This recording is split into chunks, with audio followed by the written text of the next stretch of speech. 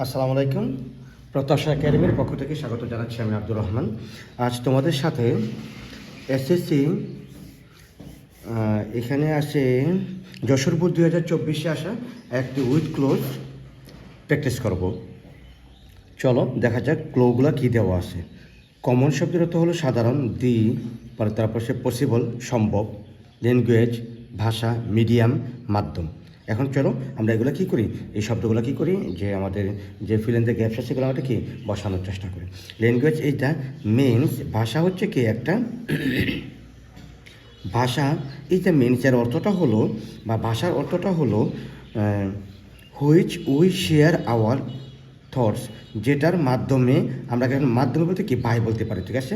Means by which we share our thoughts and ideas with others. দেখো শেয়ারের সাথে appropriate preposition বসে with, তাহলে শেয়ার উইথ আদার্স। তাহলে যখন কী করতে পারি আমরা অন্যদের সাথে আমাদের চিন্তা ভাবনা এবং আইডিয়াগুলো ধারণাগুলোকে শেয়ার করতে পারি, তার একটা মাধ্যম হচ্ছে কি ভাষা। It is our primary medium of communication.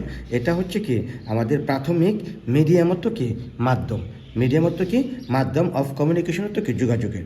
There are thousands of languages in the world, পৃথিবীতে হাজার হাজার ভাষা রয়েছে।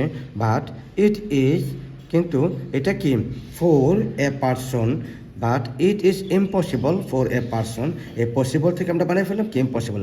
এটা কি অসম্ভব একটা ব্যক্তির ক্ষেত্রে টু লার্ন দেম অল, সবগুলোকে শেখা। মানে একটা মানুষের পক্ষে কি সবগুলোকে হাজার হাজার ভাষা যে রয়েছে সে ভাষাগুলো কি শেখা অসম্ভব।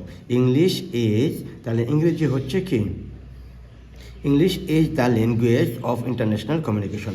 আর ইংরেজি হচ্ছে কি একটি আন্তর্জাতিক যোগাযোগের ভাষা।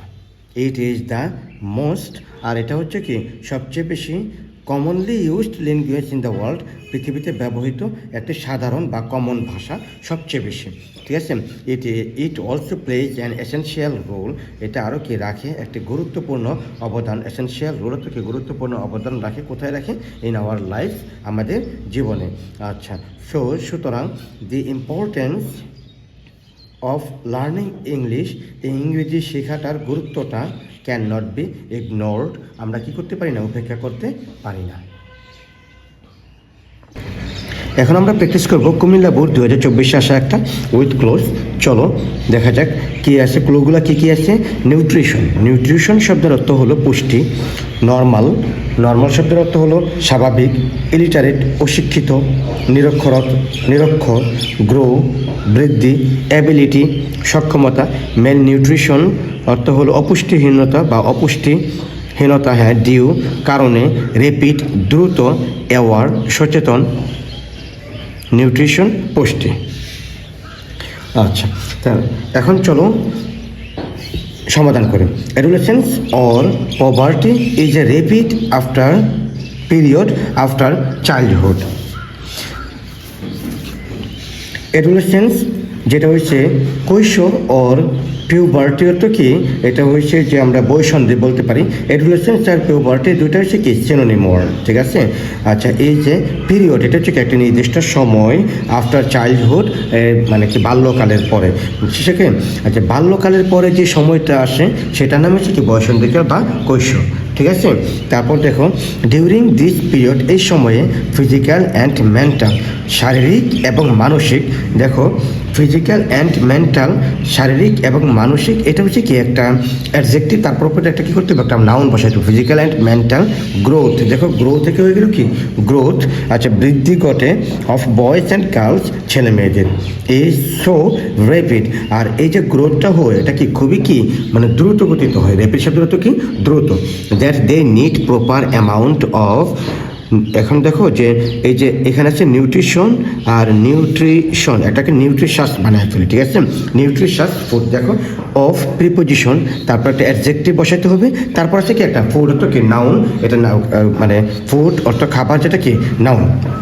তাহলে এখন দেখো যে that they need proper amount of nutritious food, যে তাদের প্রয়োজন পড়ে বা প্রয়োজন হয় যে কিছু পুষ্টিকর খাবারের। But many boys and girls are not, কিন্তু অনেক ছেলে মেয়েরাই কি সচেতন নয়, are not aware of this fact, এই বিষয়টা কি সচেতন নয়। সুতরাং অফেন দে সাফার, তারা প্রায়ই ভোগে ফ্রম মেল নিউট্রিশন, ঠিক আছে, যে অপুষ্টিহীনতায় কি ভোগে, হুইচ হ্যাম্পার্স, যেটা কি করে ক্ষতি করে দেয়ার নর্মাল গ্রোথ। এই দেখো বৃদ্ধি, আর কেমন, এটা একটা নাউন আছে দেখো, আর এখানে কি হয়ে যাবে, তার একটা অ্যাডজেক্টিভ বসাতে, তাদেরকে নর্মাল গ্রোথ বা তাদের যে অ্যাডভার্ব বসাতে, তাদের যে তাদের যে নর্মাল গ্রোথটা আছে সেটা কি হয় না, যে স্বাভাবিক যে বৃদ্ধিটা আছে এটা কি ক্ষতিগ্রস্ত হয়। ইভেন এমনকি some parents do not have, কিছু পিতামাতাও কি না do not have the ability, এটার সাথে কি বসাতে পারো তুমি, এই অ্যাবিলিটি শব্দটা বসাতে। আচ্ছা, হ্যাভ দি অ্যাবিলিটি দিয়ে পর একটা কি নাউন বসাতে হচ্ছে। অ্যাবিলিটি, তাদের সক্ষমতা থাকে না, টু প্রোভাইড দেয়ার চিলড্রেন, তাদের সন্তানকে প্রোভাইড করার জন্য, সরবরাহ করার জন্য, উইথ দি, এখন তুমি দেখো যে they need, with the nutrition, ওই সমস্ত, আবার একটা নিউট্রিশন শব্দ আছে, এটা বসায় দিতে পারি, উইথ দি নিউট্রিশন, ওই সমস্ত পুষ্টি দেয়নি যেটা তাদের প্রয়োজন, সেগুলো কি করতে পারে না, সরবরাহ করতে পারে না। সামটাইমস, মাঝে মাঝে, ইট হ্যাপেন্স, এটা ঘটে, due to their parents reluctance, এটা ঘটে কি পিতামাতাদের অনিচ্ছার কারণে, অথবা আনঅ্যাওয়ারনেস, অথবা কি অসচেতনতার জন্যে, অথবা অর ইলিটারেসি, অথবা কি অজানা বা নিরক্ষরতার জন্যে। আশা করি এই জিনিসটা তোমরা অর্থ সহকারে বুঝতে পারছো।